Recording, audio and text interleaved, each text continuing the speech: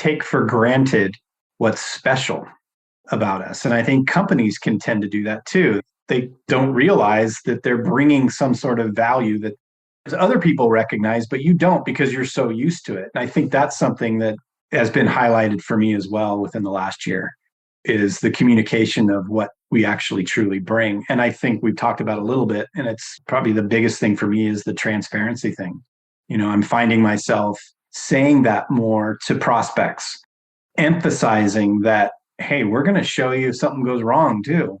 It kind of what it does, it makes them feel like, and appropriately so, that we're on their side. We're not, again, across the table and someone they're just paying to do some commoditized service. This is very specialized, and we are the expert, and we're going to help you guide you through this and help you get to what goals you have. Is your current success putting a lot of demands on you? If you're good at what you do, and you are, then everyone wants you. But that's no way to scale. If you're delivering spectacular results, you should be commanding higher fees, working with only the best clients. Welcome to the Hands Off CEO podcast, where world-class agency owners and consultants learn how to fully monetize their expertise and scale profits by doing less. Here's your host, Mandi Ellefson. Hello, this is Mandi Ellefson, host of the Hands Off CEO podcast. Today, we have on our show two very strong leaders that have been such a pleasure to work with and scale to freedom. They are from BroadVision Marketing, and Jaco Grobbelaar and Jon Sooy. Welcome to the show. Thank you. Thank you for having us. Absolutely. So Jaco and Jon, you guys have been so fun to be working with. I know you came to Scale to Freedom in January or so about 8 months or so. I know, Jaco, we have been chatting back and forth for some years, I think. Yeah, absolutely. It's been fun to see the two of you grow. And I just want to introduce BroadVision Marketing. They are a HubSpot partner.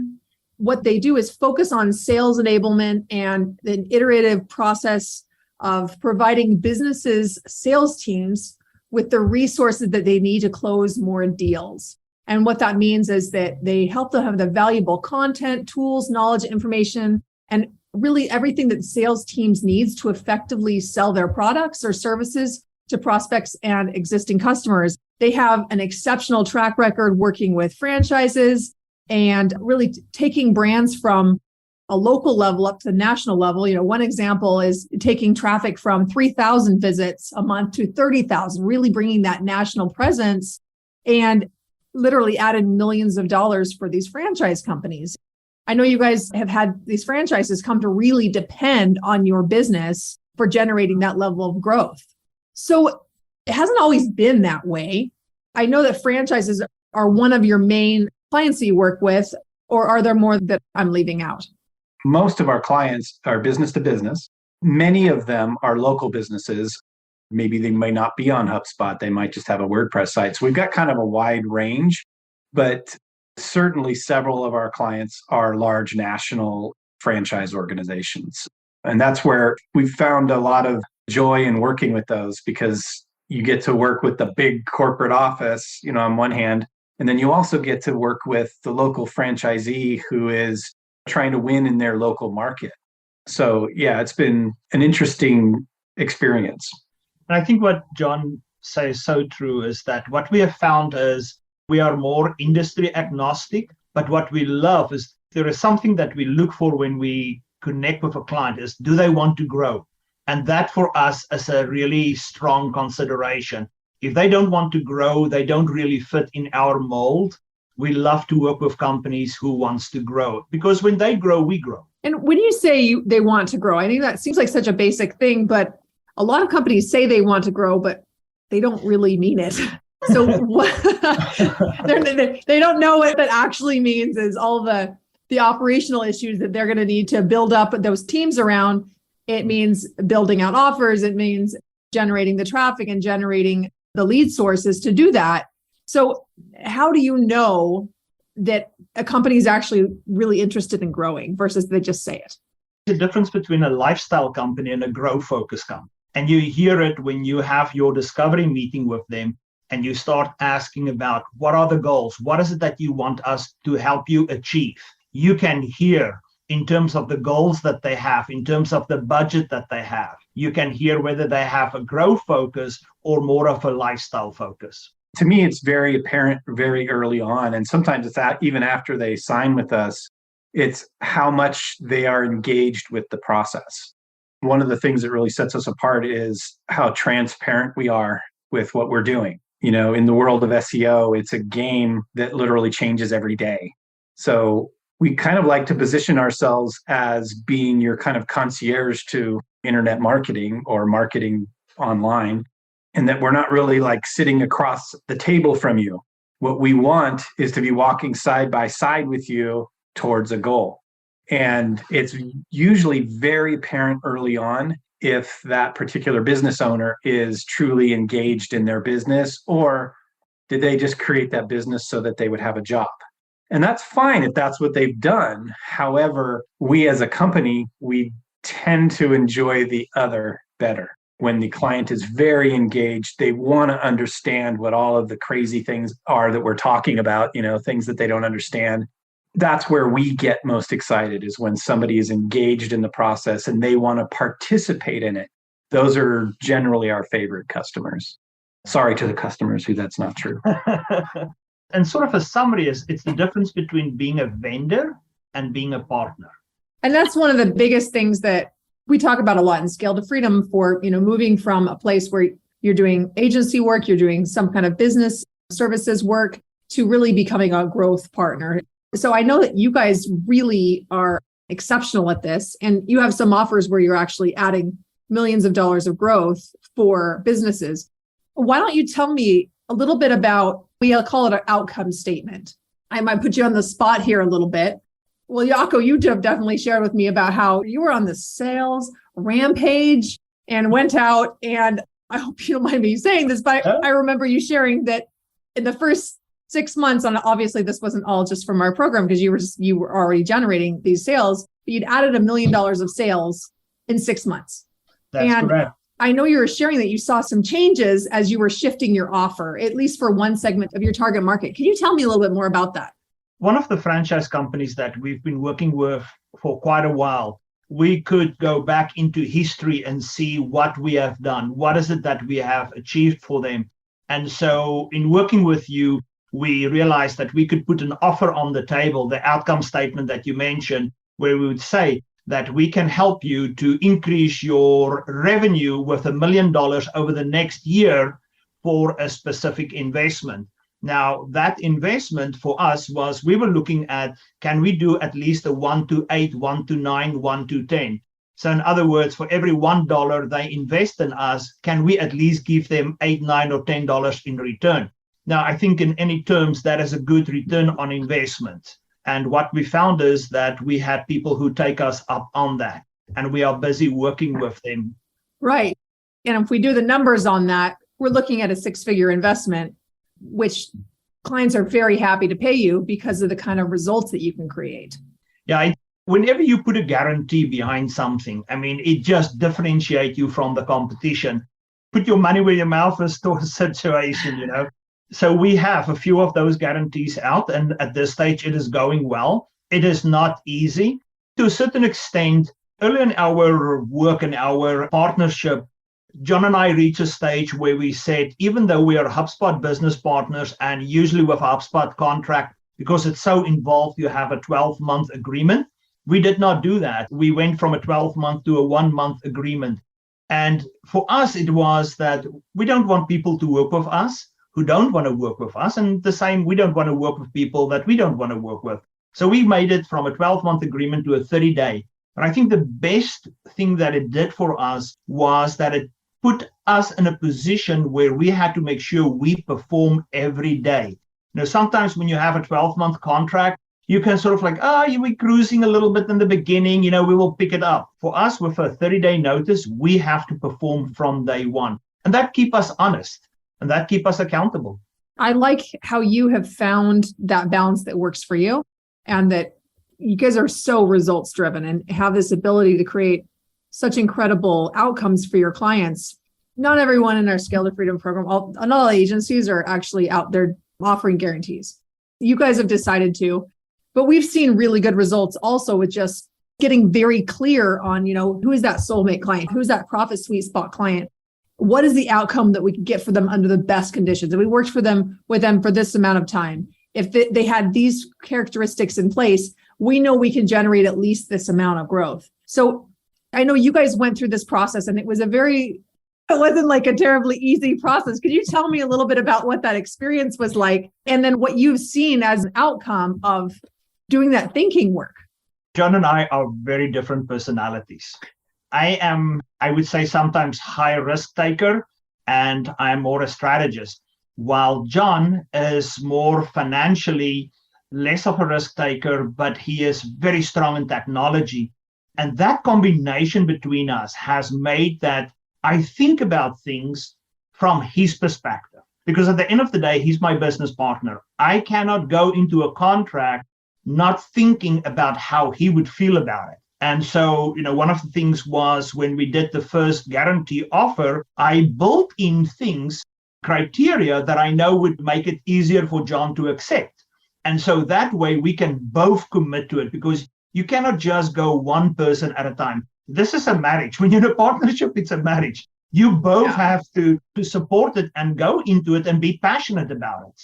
And if there's one thing I think we are, and it is that we are extremely passionate about what we do.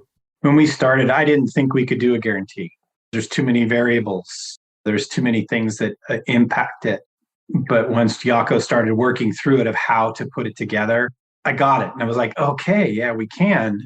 And I think it might be a little bit harder in our industry to do that, but it's certainly doable. And it's actually led to the clients that Jaco was talking to and using the guarantee, those closed really quickly. I think you can draw a direct line to the guarantee as to why. It made me stop and go, okay, well, maybe I'm wrong about that. But if we work in things into it that protect us and also protect the client, quite frankly, then it absolutely can work. And it's like, back to put your money where your mouth is thing. It gave us some confidence around what we were delivering. And I think in it, we've sort of discovered that we're pretty exceptional at what we do. I don't see us as an average provider. I see us as a boutique and a way above average provider in terms of what we end up delivering to our customers, even if there's not a guarantee. But the guarantee actually gets us to the retainer quicker and gets us helping people quicker. So I think that was definitely a big lesson for me anyways. In terms of Jon has a thing that he says, we are building our house on Google's shifting sand.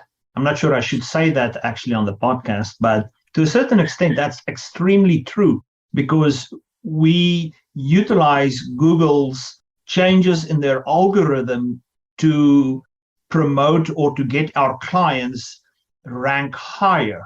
You don't always know what those changes in the algorithm is going to be and how it's going to play out. So we have to do a lot of research. We have to stay very up to date on changes in technology in our industry to make sure we can capitalize on that as fast as possible. And really, the only reason why you actually can guarantee this is because you're true experts. Jon, you were saying how you have a boutique service and you're not servicing the little teeny tiny guys that are looking for a teeny tiny bit of growth or that otherwise aren't very committed or qualified. You have very particular, clear criteria in mind. This is who you need to work with under these conditions only. And then these are the kind of results that you can create. You had a pretty good idea who your client was. You already knew you had great work in the franchise space. But how did going through this irresistible service product process help you get clarity on that and ultimately make it easier for your team to operationalize? When you know what you have to deliver, you plan your marketing plan to achieve that. That was one of the first criteria, is to say, if we're responsible to deliver $1 million worth of value, then we can't do that with a $50,000, $60,000, $70,000 contract.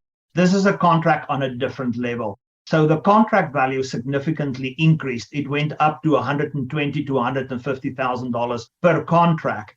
And what we put into the contract is significantly more, because the activities that we do have very much a synergistic effect. Now, where 2 plus 2 becomes 6. And it is where you look at your content, instead of just doing, say, blog content, you would think about what other type of content is complementary to the message that you want to get out. So you think of it on a bigger scale, you think of it more strategic. It's very much where the chess game comes into play, where well, if I do this, it's going to have this effect, and how can I have another activity to complement that? So to a certain extent, I always talk about barriers to entry. What can we do through our program that create barriers to entry and give our clients that opportunity to shine in their space? And you can only do that when you have a big enough plan and a big enough budget to achieve that. One of the things that I learned through the process of determining how to construct the offer and all of that was a realization that the prospect matters. The prospect has to be growth oriented. Those are the ones that are the best fit for us. Both Jaco and I, we have one thing, we're very different people, as Jaco said, but one thing we have very much in common is that we're both very goal-oriented. We are very much focused on where do we want to go, and we're also very focused on where our clients want to go.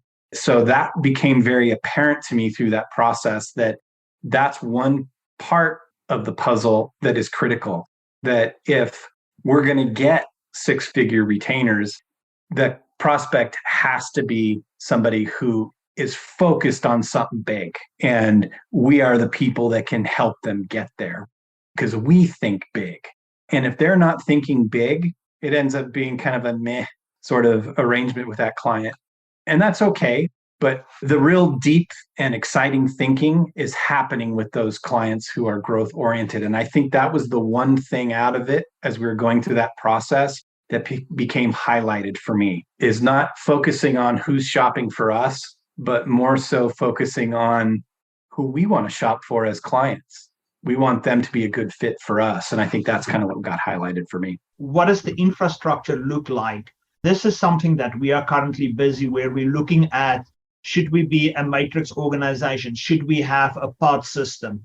And we have created a business plan where we are looking at how do we optimize the infrastructure so that we can execute also on a higher level. So not only are we looking at bigger clients or bigger contracts at this stage, we are also looking at how do we improve our offer so that we can function on a higher level. So execute on a higher level, maybe not only having a bigger offer, but also that we execute on a higher level. And that has a lot to do with making sure you have the right infrastructure, the right people, the right knowledge in-house.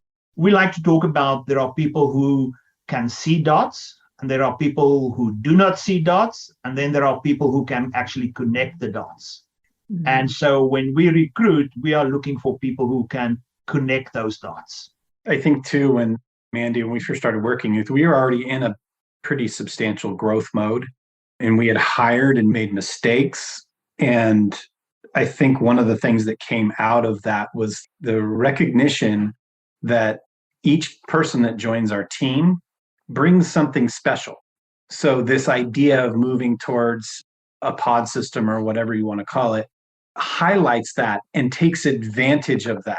We have, one team member who's awesome at coding and coming up with solutions to solve a coding issue on a website. Then you've got another person who is exceptional client facing and has great skills in terms of delivering results to them. And then you've got another person who's very strong with social media and how to leverage things there.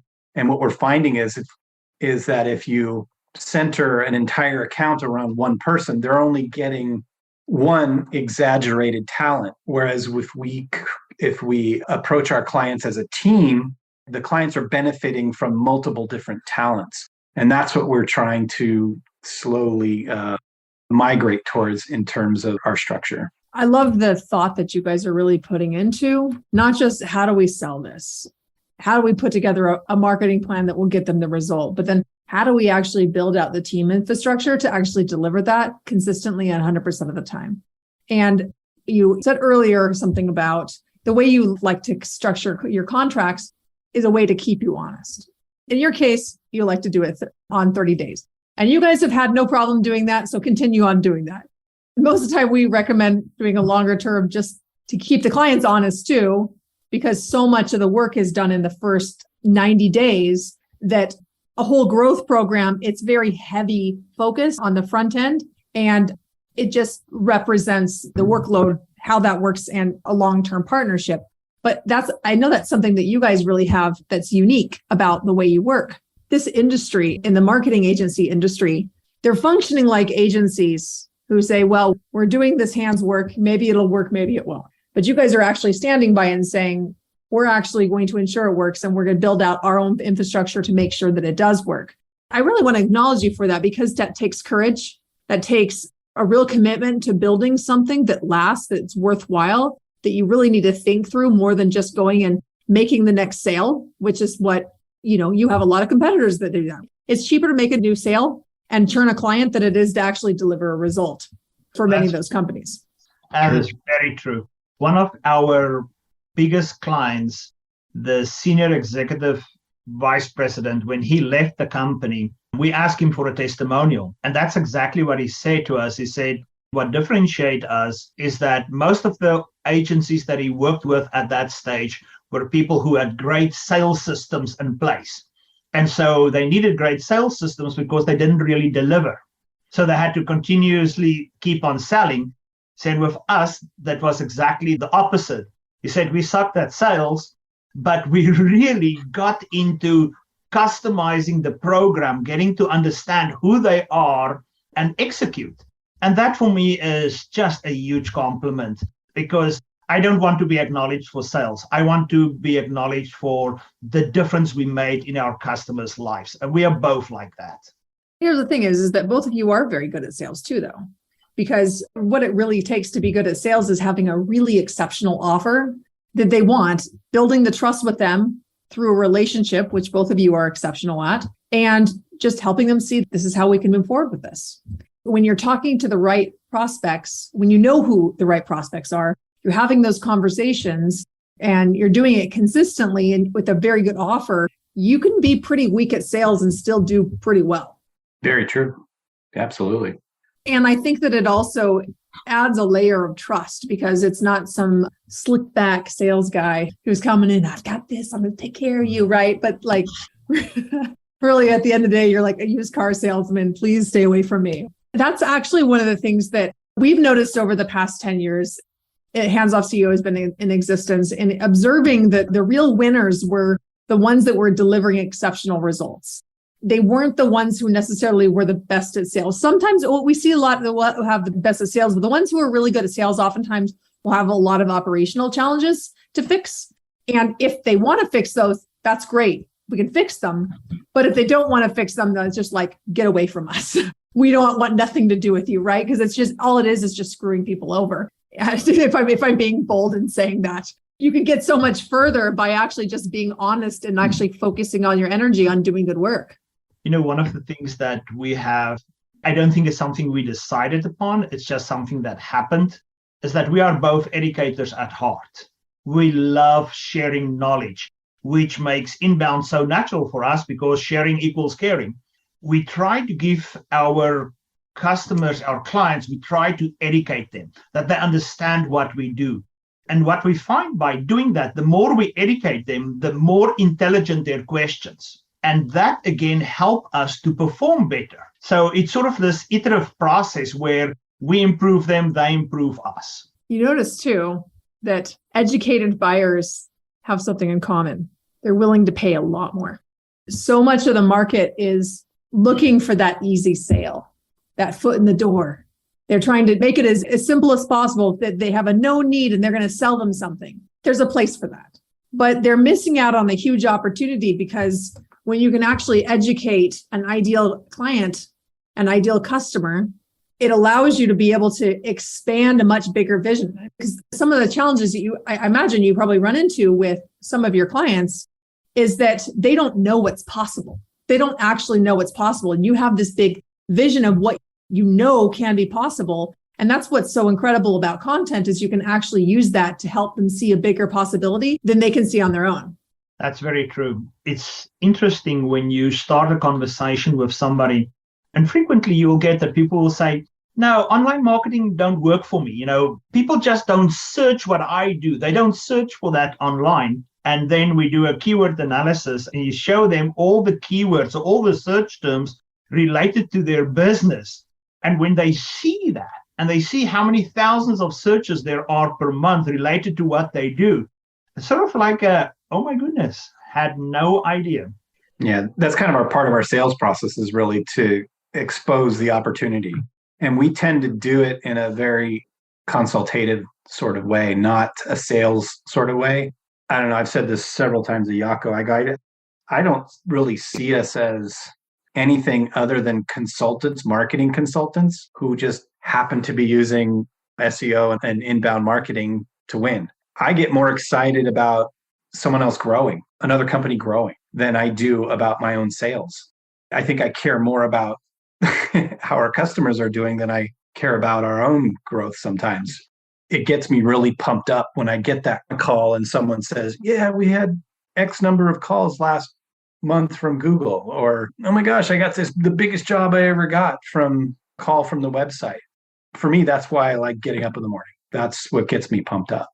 That's very well said. Because we use HubSpot and we make a point of in the forms that people complete online, a customer gets informed. They get an email saying there's a new lead, but we also add our names to that so that we also get notified. And when you work with a local company and you see every day there's 1 or 2 or 3 leads coming through for them, it's a great feeling. It's sort of like motivation. I love that.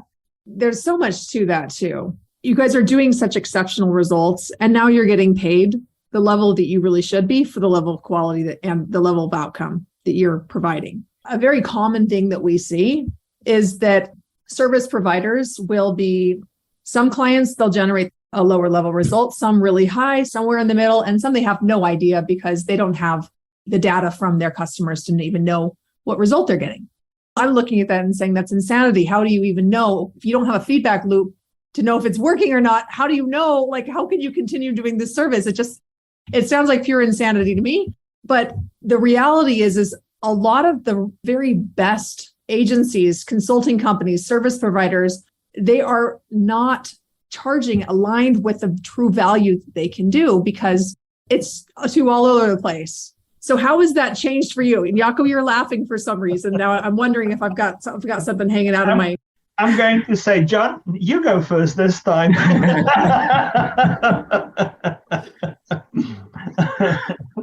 Yeah, I'm not even sure how to answer that.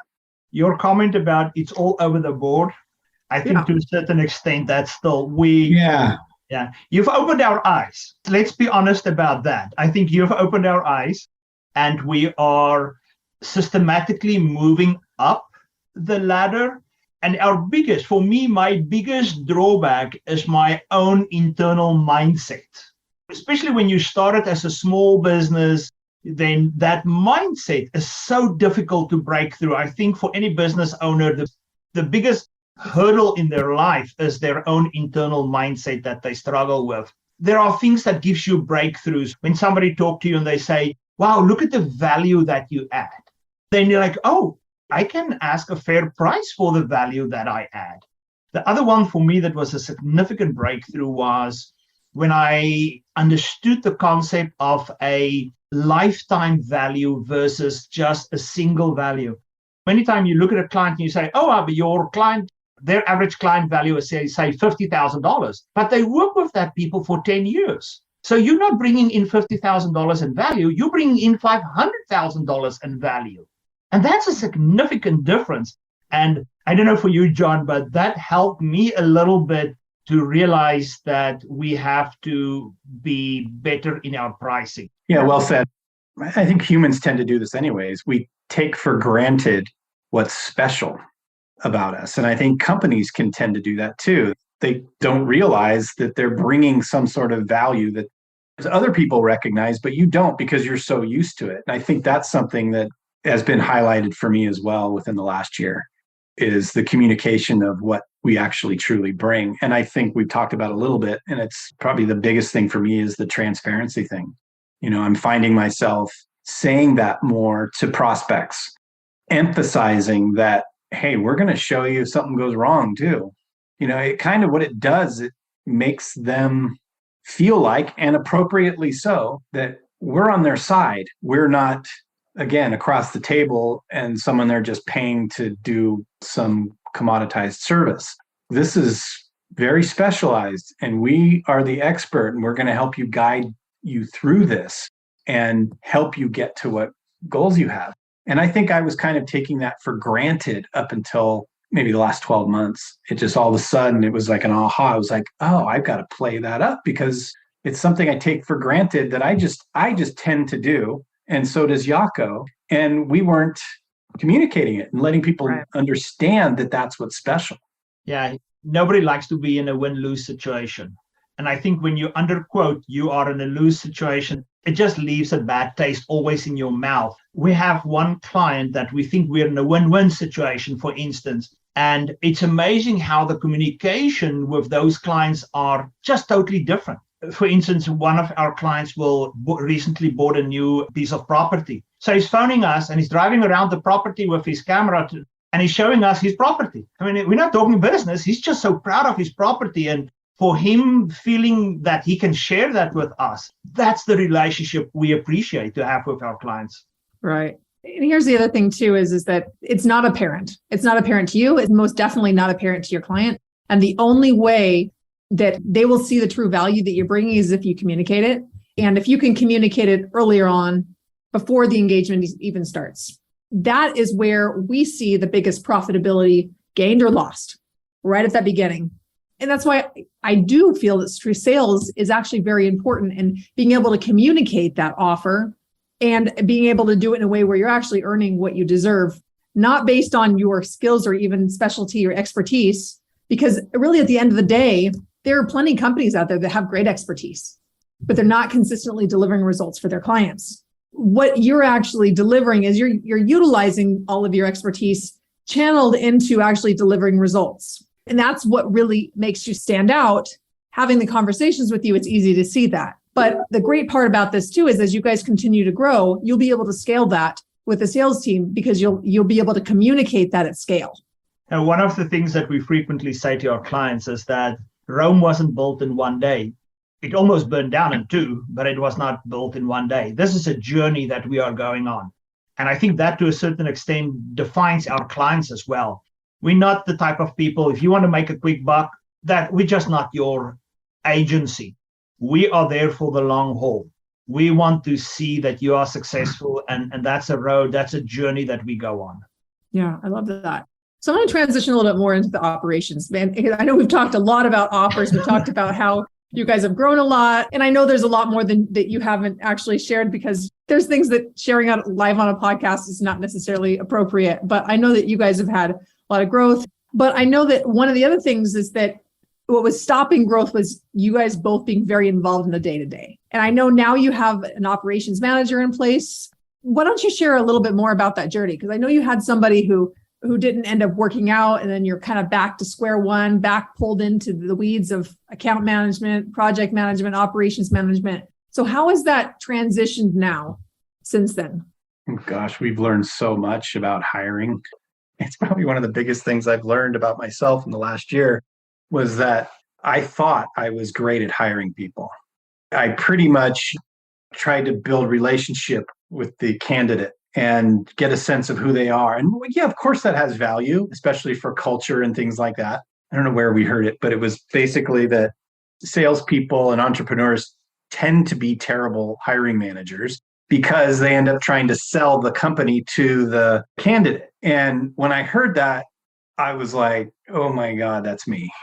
Even though I've hit some home runs over the years, I look back and I go, like, yeah, I've had a lot more losses than wins. And so what that did was it made me personally change how I approach it.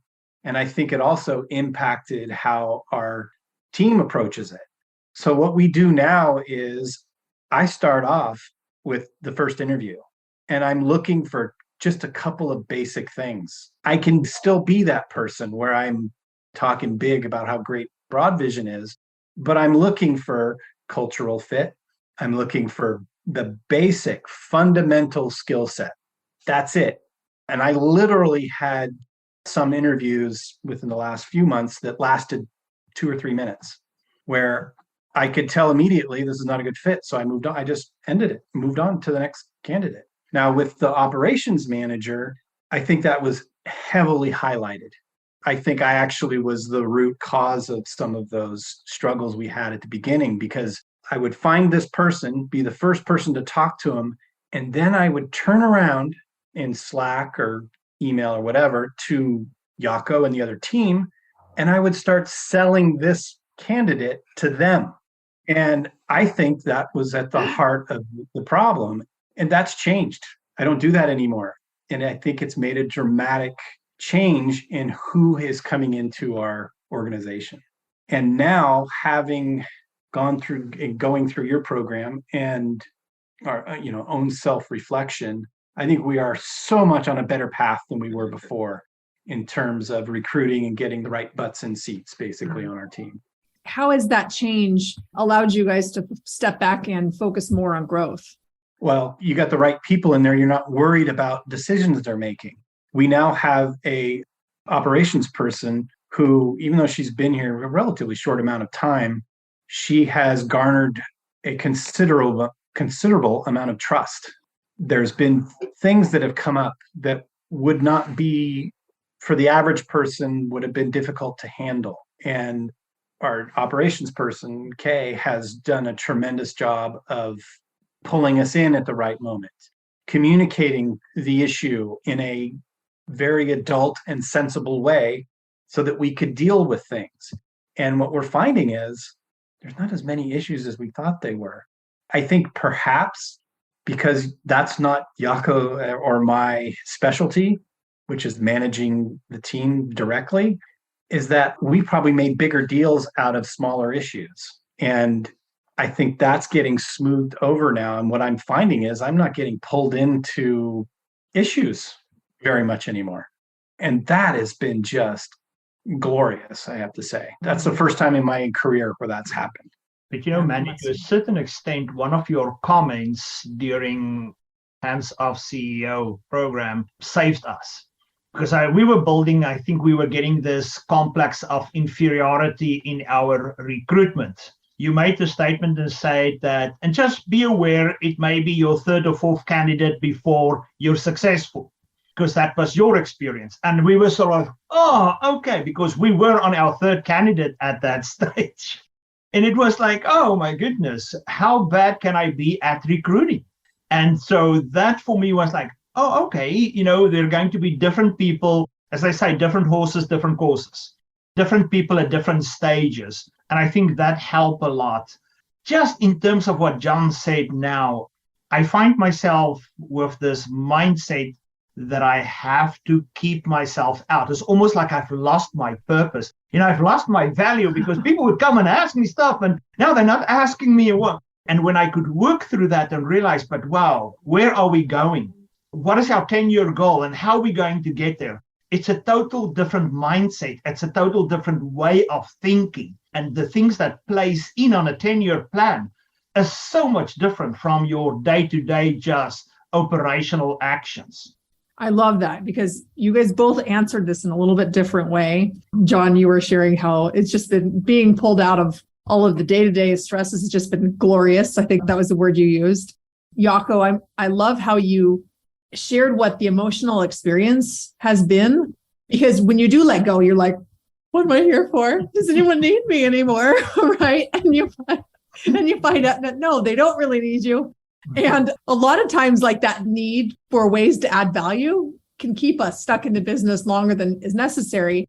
Just how you've actually shifted to, well, now my time is really focused on the 10-year thinking and looking at ways we can continue to improve the business. It's a completely different way of thinking. How does it feel running a business where you're thinking at that top level, strategic level versus being stuck in the weeds. How is that experience different? You sort of have this energy that you just want to pour into it, and you got to stop yourself from wanting to implement immediately, because we have other priorities that we have to focus on. Jon is really good at saying, hey guys, we've got to watch out. We've got to do this. We've got to finish this before we do this. And that was right now that happened when I've got this plan and I'm like, Jon, we got to go on this plan. And he's like, no, hold on. We've got this major project that we've got to do first. But it helped for me to take a step back then and think about it. And it's interesting how when you think of a 10-year plan, and it depends on your starting point, how that boils over to another area that influence where you started. And then when you've covered this area, it boils over to another area. And so your plans sort of naturally grow, because as you do this, you realize, but this is being influenced by this. And then when you solve this, then you realize, but this is being influenced by this. And your plan just starts growing and growing and growing until you realize, okay, now I have the components that will make this plan successful. I've now at least got them all involved. They may not be perfect in the execution on how to do it, but at least I have the major components that make up a successful plan. I've got them now all integrated. And that is thinking on a different level. It's thinking on a different scale. And it's a different type of energy. Now you are so future focused. And this kind of highlights hands-off CEO. I think both Jaco and I would be considered to be well above average networkers. In any networking groups we've been in, we're usually one of the thought leaders and leaders of the group, and very involved and active and well-known, respected. And that's great. That, I think, brought some confidence into decisions that we make.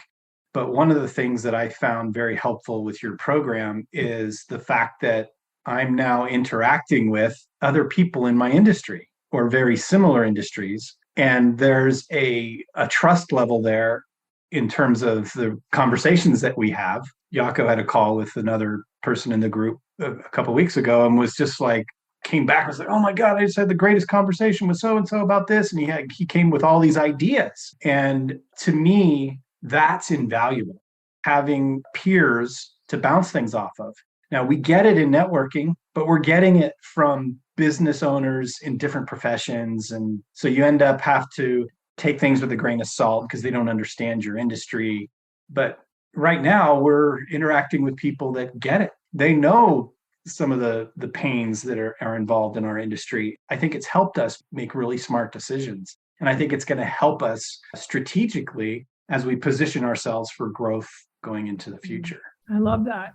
I've just been seeing such a difference where some months back, you guys were like really in the weeds with managing accounts. And I'm just like, what are you guys doing? And it didn't even occur to you like, oh, I'm not supposed to be doing this. I'm exaggerating a little bit. You guys are, but now it's almost like you've forgotten, because you guys are so much at ease that no, you haven't forgotten.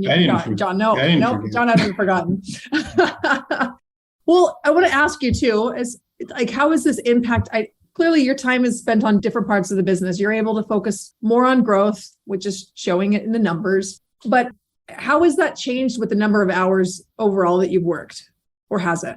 Quite frankly, I've been more hands-off CEO than Jaco has. And I just think it's quite simply because of circumstance. You know, the role that I had was easier to step back from and let other people take control, because we're doing different aspects of the business. We both do sales, so we're continuing to do that. But the operations in the business, it was easier for me to let go of the things. Whereas with Jaco, because he's really the strategy brain on our team, I think it was harder for him to let go of that and not get involved in the decision making at the account level. I hope he agrees, but I think what's happening right now is he's trusting the account managers to make good decisions. He's not micromanaging them. He's not giving them a better idea than the one they have. He's letting them do their thing. Now, it's not like we're not watching, but I think that's kind of where we're at right now. I think that's very true. When we had our first operations manager, Jon and I decided a few years ago that we want to rotate out. I'm going to replace myself, he's going to replace himself, and we're going to focus more on the sales. Typically what the Hands Off CEO program is about. So I've already replaced myself, but my first replacement didn't work out. And, I had to jump back and take control of strategy, of the account managers, giving them. So when the second person came in, that tells you how far we are down. And that didn't work out. It was and that's when you made your remark and you said, hey, you will go through a few people. And that sort of saved me. And so our third recruit is Kay. And she is doing a wonderful process where I can let go. And I pass the stage when I'm fearing, oh, she's not going to make it. I've got to jump back in. Because you let go, you jump back in, let go, you jump back in, was not a great process, both in terms of our account managers and in terms of our clients. That really hurt us. So now I have more trust where it's easier to let go. And because I'm so focused on where are we going to be in 10 years from now, I'm not sure if I'm working less hours. To a certain extent, I think so. Because I find myself more sitting and thinking. To give you an example, I was reading Traction, the EOS process. I was sitting outside with a cigar and a whiskey. I know I shouldn't say that, but that's what I was. And I was reading the book. And that's where in their audit, the fourth question was, where are you in 10 years from now? And it just hit me like a hammer against the head. And I just started scribbling in the back of the book. And later that evening, this is sort of Friday, 8, 9 o'clock. I'm in front of my computer, drafting the spreadsheet to see what it will look like. So the hours that I'm spending is much different in terms of, or the work that I do is much different in terms of the hours that I spend. Yeah, very exciting. And, and something else I wanted to point out to what you mentioned a couple of times about cycling through. I want to clarify what I mean by that for our listeners too. So as the company grows, you're going to have different level of person for the different stage of the company. They might stay for a year, they might stay for 3, and sometimes even less than that. You'll find out that they aren't a good fit and you want to cut and move on. But they help you get to the next place in your company where you actually have a clarity on what you need next. And here's the thing is that I have experienced certain times where there was what looked like a mistake with someone who was on for about 3 months. And what I had learned from that experience helped prepare me for the top level person that I needed next in the company. If I wouldn't have gone through those experiences, that this person would not have looked at our company and said, this is a place I want to work. Oh, yeah. Yeah, no, I think the same thing happened with us, because if I look at our operations manager that we recruited, not only in terms of her maturity as a person, but also in terms of her skill level. She is very complementary to our current skill level. And with complementary, I mean, not only does she have what we currently do, but she's got more. She's bringing new skills to the table, which helps us to have a more rounded package that we can put in front of clients to make them successful. Well, and one last question. I'm sorry, we're going a little longer, but I'm just really curious now. So how has the Operations Academy helped Kay really step into that role of being able to run the day-to-day? Oh my gosh. I think it's been extremely helpful, because I think she's gotten a deeper understanding of what operations truly are. It's been tremendous. It's given her a lot of things that I don't think she would have ever thought about on her own. And we certainly wouldn't have, because Jaco and I, if we've learned one thing, neither of us are operations people. And so that's been just fantastic. It's been a great program for her. When I think of the different modules, there is the difference between the person facilitating it and the content itself. I think the first thing is that because she was a little bit late to the program, we communicated with MJ and say, hey, MJ, can you just make sure that you give her some assistance? And MJ just did a great job. If there's one thing that Kay will mention to you is the personal assistance that MJ has given her, the hand holding and taking her through it. But if I think of specific modules, just, the one that always comes to mind for me is the process map, or the flow map. That was such an eye-opener for her in terms of, oh, this is what I do. This is how I map out the whole process, and it's visible and I can see it, and it makes it just so much better to internalize. So from that content perspective, it was not just only growth, it was an experience as well, because part of the package was, yes, it's content that's theoretical, but it was also the tools in it that made it practical immediately. Yeah, that was our vision with bringing this to life. And like Zach and I have been putting this together, and I've just been like really vigilant, like, no, we've got to make this implementable. And of course, that's his goal as well. But it's to take everything that you would learn in an MBA program and actually implement it step by step into a program in a fraction of the time, and then have them really be able to step up in a way that they might not always be able to. I mean, even COO level. We have people at the level of COO who comes in that program and they need to understand how this fits for an agency or a consulting company, which is a completely different ball of wax than any other companies that they may have operationalized. Thank you so much for sharing that. It's been such a pleasure seeing your journey, Jon and Jaco, and we'd love to have you back on again to give an update, because I know you guys are keep on growing and morphing. I'm sure we'll hear something completely different 4 months from now. And just really want to acknowledge you, the two of you, for really how you've been able to mobilize your team to be able to get work done without you. You're getting work done through other people, and that takes something. That takes something as a leader. That takes being able to really move people and to enroll them. And you being very intentional and visioning, who is that perfect client that we want to be attracting in? We talked a lot about that at the beginning of the interview here, all the way through. How are we operationalizing this? How are we leading our team through this? This takes something, right? So you guys have really risen to the challenge, and I want to acknowledge you. So if anyone's listening here, they want to be able to reach out and learn more about BroadVision and what you guys do, what's the best way for them to get in contact?